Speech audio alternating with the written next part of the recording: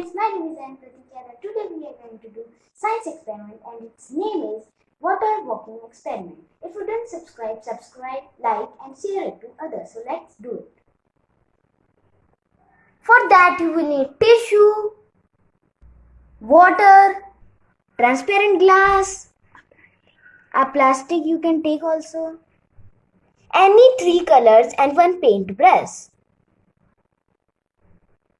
Now let's start the experiment.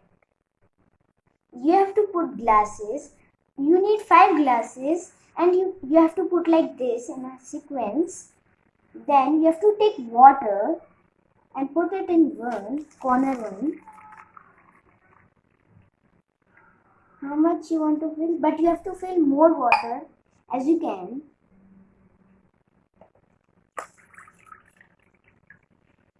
Done. And you don't need to fill this, you need to fill in center one.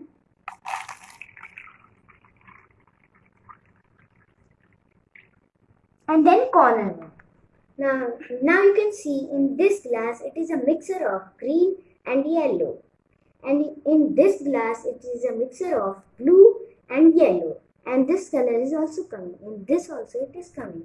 So you can see.